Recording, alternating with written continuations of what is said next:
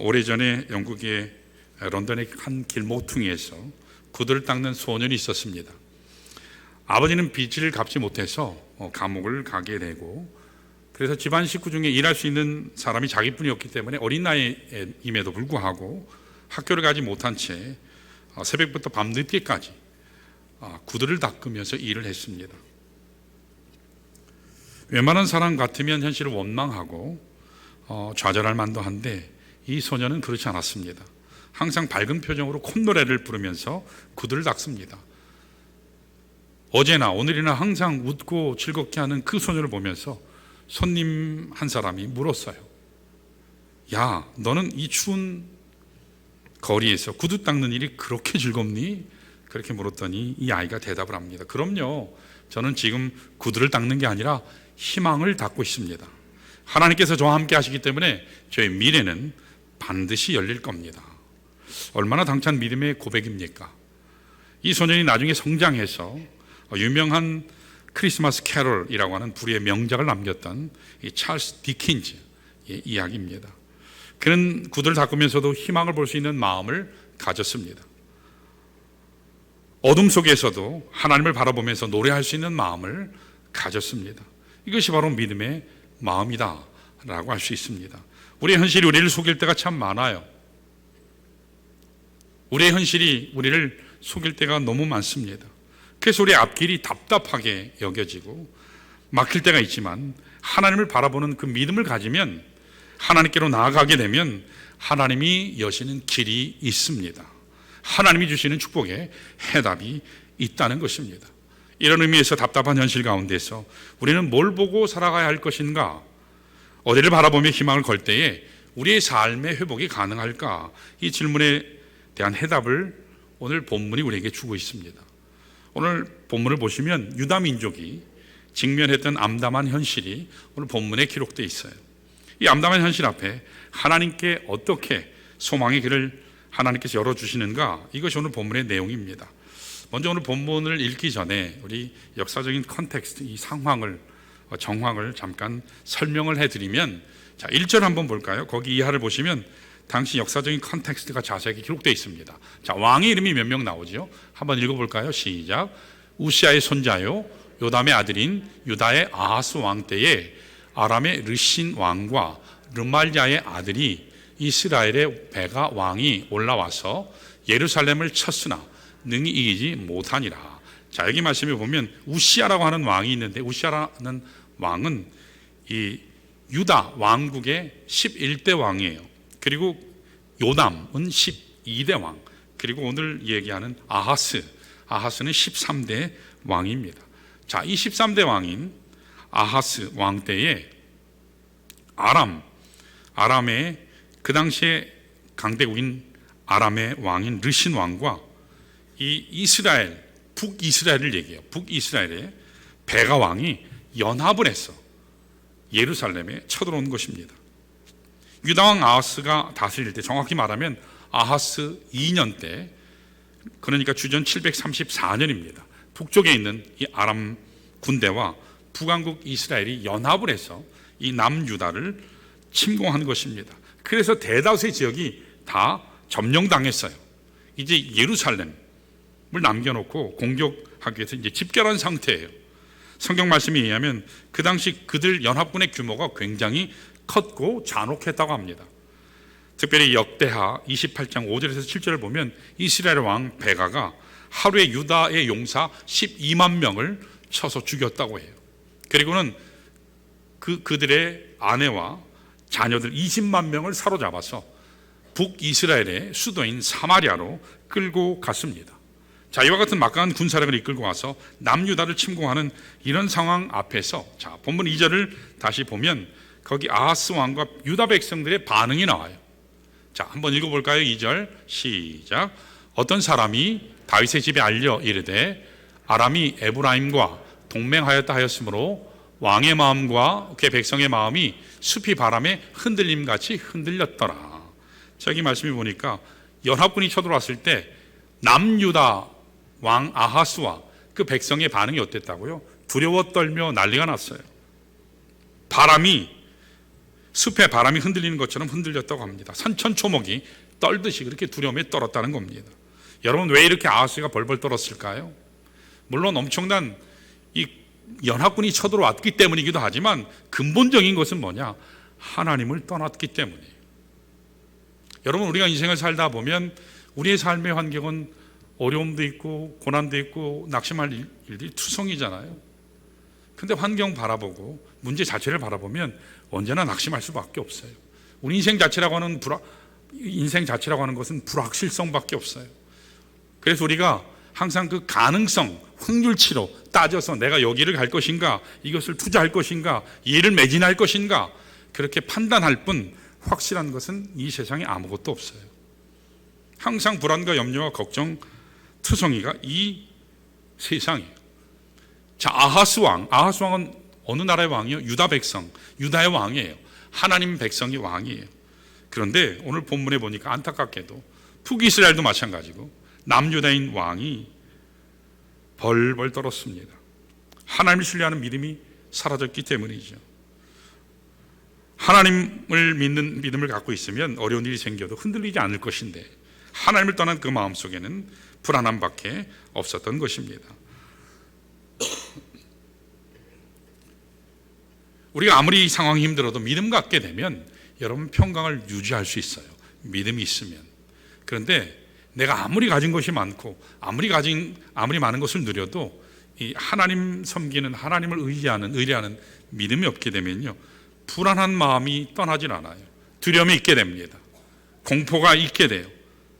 불안감이 증폭되어져서 결국은 주저앉게 되는 것입니다. 지금 아하스의 진짜 문제는 뭐냐? 연합군의 공격이 아니에요. 외적의 침공이 아니라 정말 있어야 될 하나님이 없다라는 거예요. 정말 가져야 될 믿음을 상실해버린 채 인간의 능력만 바라보는 불신앙 때문입니다. 이것이 아하스가 가지고 있는 진짜 문제라고 할 수 있습니다. 자, 이런 상황 가운데서 하나님께서 이사야를 보내셔서 아하스에게 말씀하세요. 자, 4절 한번 보면 이렇게 나와요. 자, 볼까요? 4절. 자, 그에게 이르기를 너는 삼가며 조용하라 라고 말씀하거든요. 염려하고 근심하고 걱정하지 말고 가만히 이를 지켜봐라, 그런 말씀이에요.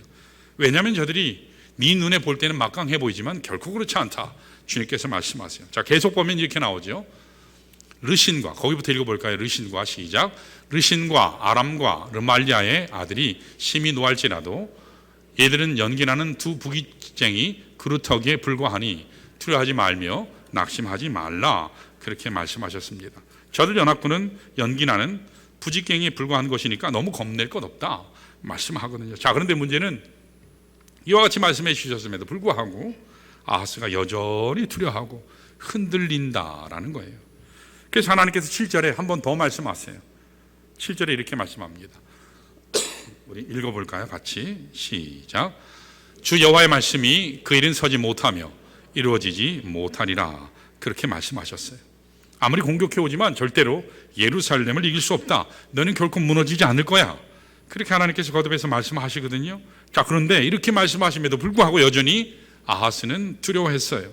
그래서 하나님께서 말씀으로는, 이 선포된 말씀으로만은 부족하겠구나, 그래서 11절 말씀에 가시적인 눈에 보일 수 있는 증거를 구하라고 말씀하십니다. 자, 11절 한번 볼까요? 또, 자, 우리가 이렇게 읽는 것은 배경을 잘 알기 위해서 우리 읽는 겁니다. 자, 읽습니다. 시작.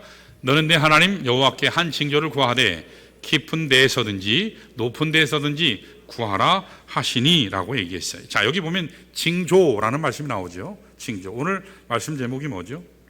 하나님 우리에게 주시는 위대한 소망의 징표, 징조, 그렇게 됐죠. 제목을 여기서 땄어요. 여기 징조라고 하는 이 말은 눈으로 볼 수 있는 가시적인 사인, 우리 신호등 보면 이렇게 간판이 있잖아요. 어디 길로 가라, 뭐 리밋이 얼마다, 속도 제한, 뭐 이런 거 다 간판이 붙어 있듯이 가시적으로 눈에 볼 수 있는 이 사인을 여기서 말하는 거거든요. 징조라는 게, 이게 마크라고 얘기할 수도 있고 토큰으로도 번역할 수 있습니다. 이 동일한 단어가 창세기 9장 12절 말씀에 사용돼요. 홍수 심판 하신 후에 하나님께서 말씀하시죠. 내가 다시는 물로 심판하지 않겠다 하고 약속의 증거로 무엇을 주셨죠? 무지개를 주셨어요. 거기에서 증거라는 말씀이 징조라는 이야기하고 동일해요. 하나님 자신의 전인격과 모든 것을 걸고 보여주시는 가시적이면서도 초자연적인 약속의 증거, 이것을 징조, 그렇게 말씀합니다.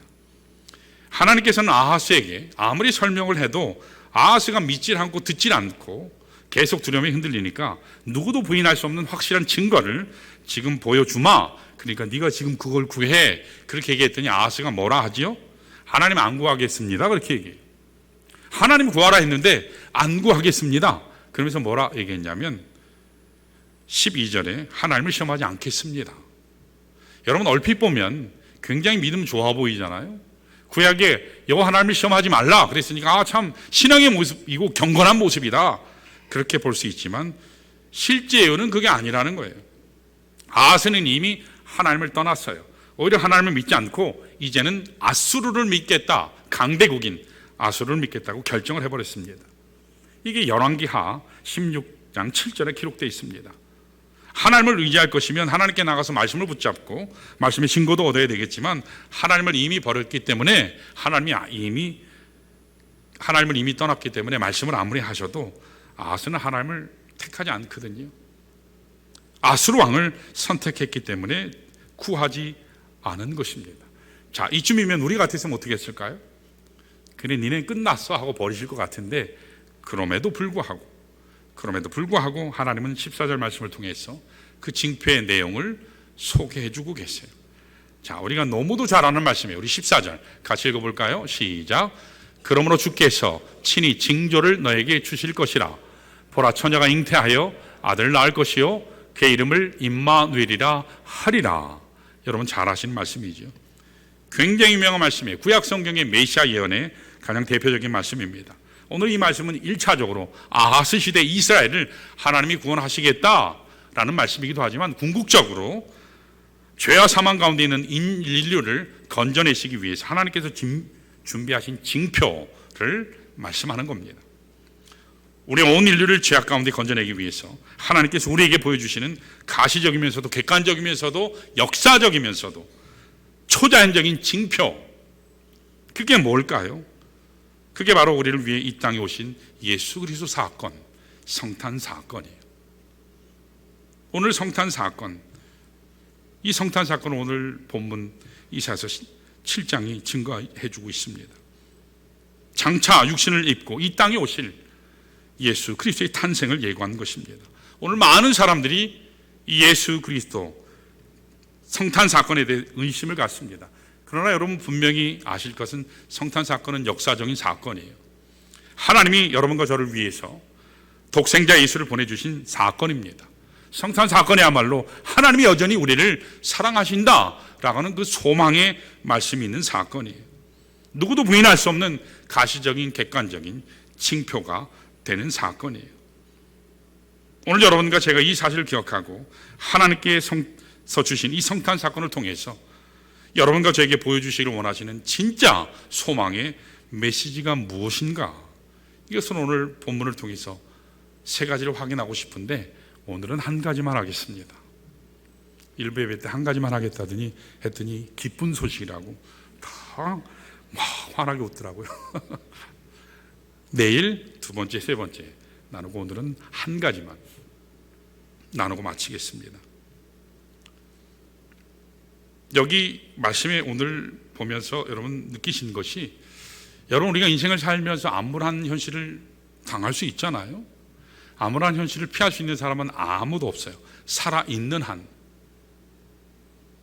그럼에도 불구하고 희망을 향해서 나아갈 수 있는 것이 믿음의 사람이잖아요.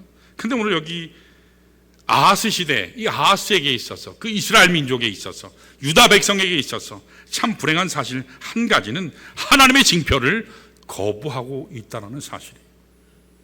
오늘 이 시대에도 많은 사람들이 아하스가 그랬다는 것처럼, 심지어는 교회 다닌다고 하는 사람들조차도 내가 세상을 의지할지언정, 내가 물질을 의지할지언정, 나의 학벌과 나의 지식과 나의 경험을 의지할지언정, 영적인 아수르를 의지할지언정, 더 세상을 의지할지언정 하나님의 징표를 나는 거부한다, 그런 시대를 우리가 맞이하고 있습니다. 우리 한국에서도 계속 이 묻지마 살인 사건, 폭행 사건 얼마나 많이 일어납니까? 7월 달에 일어났고 일어나자마자 얼마 있다가 또 8월 달에 또 있었죠. 이 근본적으로 이러한 병폐가 치유될 수 있을까요? 저에게 얼마 전에 오물 사건이 있었잖아요. 저기 터져가지고 교회로 오물이 막 쓸려 내려왔을 때 그 보상을 위해서 보험 회사 손해사정인이 그 대물 담당인 부장이 찾아오신 적이 있어요. 저랑 대화도 하는데 신앙생활 하시더라고요. 그래서 요새 참 이런 사건 처리하시는 거 참 힘드시겠어요. 제가 그랬더니 그분이 집사님이더라고요. 집사님이 하는 이야기가, 목사님 요새 어디 가든지요 다들 이렇게 너무 화가 나 있으셔서 너무너무 힘들어요. 그냥 화낼 준비가 충만하게 돼 있어서 너무너무 힘들어요. 우리나라가 지금 분노 충만한 사회라고 그렇게 얘기하더라고요. 여러분, 우리 경기가 얼마나 힘들어요. 집사님들하고 대화해보면 목사님 우리 경기가 너무너무 힘들어요. 어디에서 갑자기 터지고 무너져도 전혀 이상하지 않을 만큼 경제적으로 너무너무 힘든 상황이 지금 상황인 것 같아요. 여러분, 우리의 경제적인 문제들, 이런 묻지마 살인 사건 같은 이런 것들이 근본적으로 고쳐질 수 있을까요? 경찰력으로 고쳐질 수 있을까요?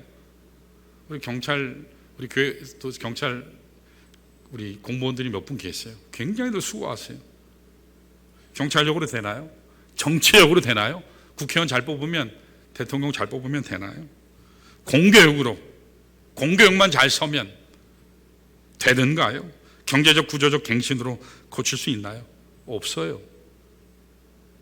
인간의 교회가 아니라 인간 중심의 교회가 고칠 수 없어요. 살아계신 하나님이 고치시는 겁니다. 교회는 인간으로 얼마든지 부패할 수 있어요.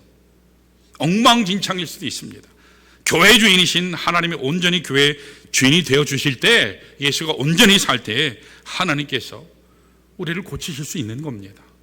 성경은 분명하게 이야기해요. 세상에 누구도 고칠 수 없는 이 땅의 문제를, 누구도 해결할 수 없는 인류의 문제를 하나님은 해결할 수 있다. 그것을 선포하고 계세요. 저는 여기에 소망이 있다고 믿습니다. 세상에 누구를 의지하지 말고 내 손에 있는 물질이나 나의 권세를 의지하는 것이 아니라 모든 것을 가능케 하실 하나님을 신뢰하고 여러분 믿음으로 나아가시기를 바랍니다. 하나님이 길을 열어주세요. 우리의 앞날의 새로운 축복도 하나님께서 허락해 주시는 겁니다. 그러므로 이 마지막 시대를 살아가는 여러분과 제가 세상에 어떤 징표가 아닌 하나님이 우리에게 주신 이 소망의 징표를 확실하게 이해하고 붙잡을 때 우리가 살아갈 수 있는 힘이 거기에서 동반되는 것입니다. 자, 오늘 본문을 통해서 우리가 이 징표, 하나님 우리에게 주신 이 소망의 징표 세 가지가 있는데 그 중에 하나를 나누겠습니다. 자, 첫 번째로 따라할까요? 사랑의 약속이다. 하나님이 성탄 사건을 통해서 우리에게 주시는 소망의 징표는 사랑의 약속이에요.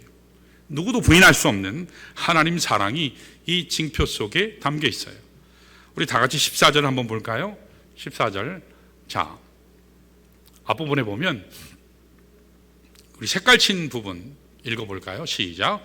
보라, 처녀가 잉태하여 아들을 낳을 것이요 그의 이름을 임마누엘이라 하리라. 여기 보면 처녀가 잉태하여 아들을 낳을 것이요 이렇게 얘기했잖아요. 자, 그런데 이 말씀이 기록된 때가 언제예요? 이사야 때예요.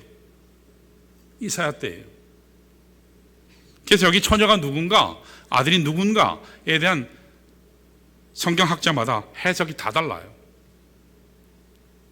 그래서 어떤 성서학자는 처녀는 이사야의 아내다, 여기 있는 아들은 이사야의 아들을 얘기하는 것이다. 그런데 미안한 얘기지만 이사야는 이미 아들이 있었어요. 그러니까 이 말씀하고 안 맞지요. 또 다른 성서학자들은 아하스의 아들인 히스기야가 태어난 것을 의미한다, 그렇게 이야기하기도 해요. 사실 복음주의에 있는 많은 학자들이 이렇게 해석하는 경우가 많이 있기는 해요. 자, 그러나 연대기를 잘 살펴보고 하나님의 말씀을 찬찬히 살펴보면 이 주장은 잘못됐다는 걸 알게 돼요. 왜냐하면 히스기야가 왕위에 오른 것이 주전 728년이에요. 열왕기하 18장 2절에 보면 이 히스기야가 왕이 오를 때 나이가 25세라고 되어 있거든요. 이게 25세인데 이에 반해서 오늘 본문에 일어난 사건은 주전 734년이에요. 그러니까 히스기야 왕이 오르기 6년 전에 일어난 일이에요. 그러면 오늘 이사야가 이 말씀을 선포할 때 히스기야가 태어났나요? 안 태어났나요? 태어나지 않았어요. 이미 태어난 지 19년이 지났을 때예요. 19살이었어요. 그러니까 히스기야도 아니에요. 자, 그러면 여기에 있는 처녀가 누구고 아들이 누굴까요? 해답은 하나뿐이죠. 동정녀 마리아. 동정녀 마리아를 통해서 이 땅에 보내실 예수 그리스도를 말하는 거예요. 저는 지금 성경의 증거를 여러분들에게 얘기하는 거예요. 역사적인 증거를. 허무맹랑한 이야기가 아니라 사실에 기초한, 역사에 기초한, 객관성에 기초한 말씀이라는 걸 여러분들에게 소개하는 거예요. 여기 있는 이 말씀이 마태복음 1장 22절, 23절에 인용되어 있어요. 22절에 그래서 이 모든 일이 된 것은 주께서 선지자로 하신 말씀을 이루려 하심이니 이르시되 라고 기록해요. 그러면서 오늘 본문을 인용했어요. 23절에 이렇게 기록돼요. 우리 한번 읽어볼까요? 시작. 보라, 처녀가 잉태하여 아들을 낳을 것이요 그의 이름은 임마누엘이라 하리라 하셨으니 이를 번역한 즉 하나님이 우리와 함께 계시다 함이라 라고 했어요. 그러니까 이 사건은 단순한 사건이 아니라 장차 하나님이 친히 성육신하여서 이 땅에 오실 성탄 사건의 예고라고 하는 것이에요. 사도 요한이 요한복음 3장 16절 상반절에 이렇게 기록했죠. 여러분 잘 아시죠? 읽어볼까요? 시작. 하나님이 세상을 이처럼 사랑하사 독생자를 주셨으니 이는 그를 믿는 자마다 멸망하지 않고 영생을 얻게 하려 하심이라. 하나님이 우리를 얼마나 사랑했느냐? 독생자를 주실 만큼 우리를 사랑하셨다. 이게 하나님 사랑의 징표라는 거예요. 이게 성탄 사건이에요. 우리는 가끔 그 사랑을 의심할 때가 있습니다. 나에게 고난을 주시고 나에게 아픔을 주실 때마다 하나님 나를 사랑한다면 이럴 수가 없지 않습니까? 하나님 나를 사랑한다면 이렇게 나를 어렵게 내버려 두실 수가 없는데 하면서 하나님의 사랑을 의심하고 질문할 때가 있지만 하나님이 우리에게 보여주실 수 있는 최대 사랑의 증거는 최대 일이 무엇이냐? 그건 십자가예요. 하나님이 인간이 되셔서 대신 죽어주신 거예요. 십자가만큼 확실하고 극명한 하나님 사랑의 증거는 없어요. 하나님이 저 위에만 계셨다면 하나님이 아무리 계신다 할지라도 하나님이 아무리 나를 사랑한다고 수억만의 말씀을 해주셔도 그 하나님이 저 위에만 계시면 아무 의미가 없어요. 그 하나님이 내려오셔서 나를 위해 죽어주셨기 때문에 그 하나님이 정말 우리에게 의미 있는 것이고 그 사랑은 참 사랑이라는 겁니다. 어떤 분들은 그렇게 이야기해요. 목사님, 아프리카에 굶어 죽는 사람이 그렇게 많은데, 시리아 난민들이 그렇게 죽어가는데, 가자의 난민들이 그렇게 죽어가고 굶주려 가는데 하나님께서는 왜 그들을 사랑하시지 않지요? 그렇게 반문해요. 그러면서 하나님 사랑에 의미 없다 이야기하는 분들이 가끔씩 있어요. 물론 저는 개인적으로 그분들을 도와야 된다고 생각해요. 지금도 많은 선교단체에서, 많은 교회에서 구호품도 보내고 의약품도 보내고 봉사자들도 많이 파견해요. 그들을 분명히 도와야 된다고 생각해요. 빵도 주고 먹을 것도 주는 것이 사랑의 징표이기도 해요. 그러나 여러분, 하나님이 우리를 사랑하신 내용은 그것과는 비교가 되지 않는 거예요. 하나님이 단순히 빵 주시면서 약 주시면서 건강해 그렇게 얘기하신 게 아니에요. 하나님은 여러분과 저를 사랑하시기 위해서 생명을 주셨어요. 하나님의 전부를 내주셨어요. 빵 몇 조각 던져주는 것이나 떡 몇 덩어리 던져주는 것과는 비교가 되지 않는 것입니다.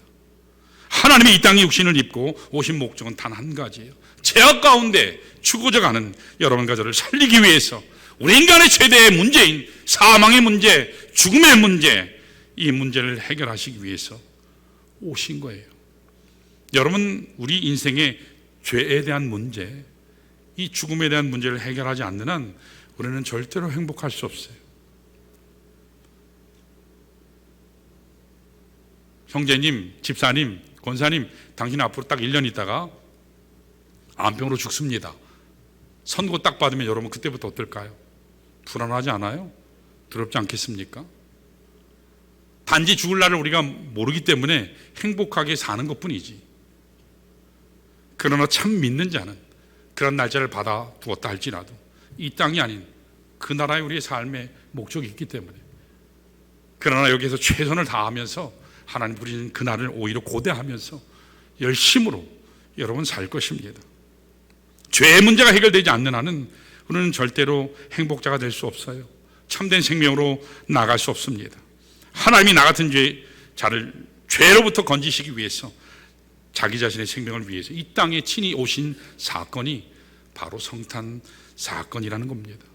성탄 사건은 파티하는 사건이 아니에요. 이벤트가 아니에요. 선물 주고받는 사건이 아니에요. 놀러가는 사건이 아니에요. 데이트하는 그런 날이 아니에요. 이 날은 상업적인 날이 아니에요. 돈벌이 하는 날이 아니에요. 생명 주시기 위해서 이 땅에 오신 그리스도를 감사하며 감격하며 축하하는 날입니다. 이 날을 온전히 여러분 감사하시길 축원합니다. 예화 하나 하고 마치겠습니다. 옛날에 소아시아 성경에서 소아시아다 하면 터키 지역, 지금의 터키 지역을 얘기해요. 어떤 재상한 사람이 유럽 여행을 갔는데 거기에서 정말 하나님의 은혜로 복음을 듣게 됐어요. 그래서 예수 그리스도를 주로 영접하는 놀라운 축복을 경험하게 됐습니다. 그리고 자기 나라로 돌아왔어요. 여러분, 그리스도를 주로 영접하고 정말 예수 믿는 사람은 이 복음을 전하지 않고는 못 베겨요. 그래서 어떻게 했을까요? 왕에게 이 기쁨을, 이 소식을, 이 감격을 나누게 됐어요. 하나님께서 저뿐만 아니라 왕이신 당신도 너무 사랑하셔서 독생자를 이 땅에 보내시고 그분을 죽게 하심으로 우리를 구원해 주셨습니다 하면서 복음을 소개했어요.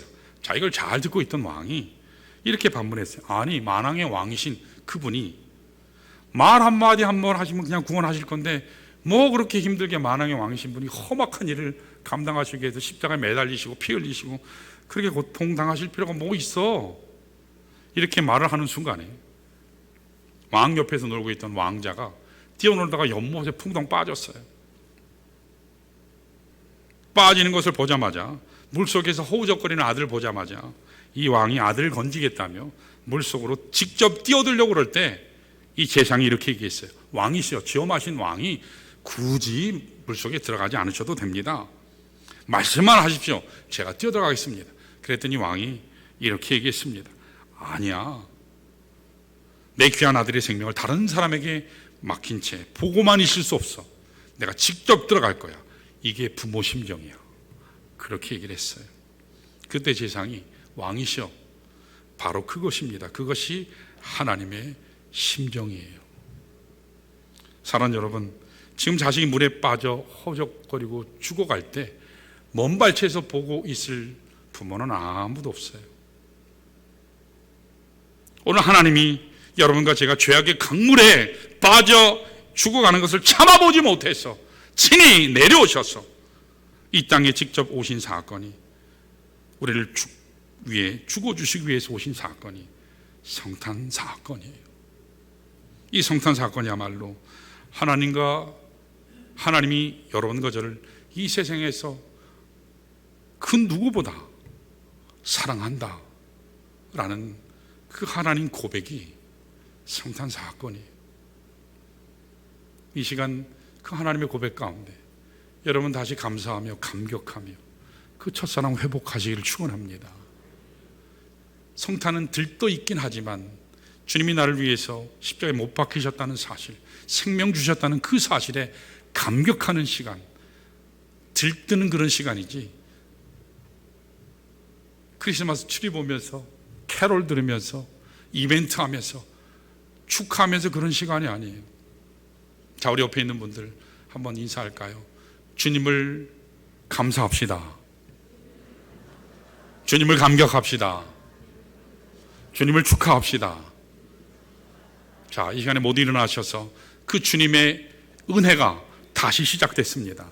그래서 시작된 내 우리 이 시간에 하나님 앞에 기쁨의 찬양으로 우리 하나님 앞에 감사하면서 우리 찬양하겠습니다.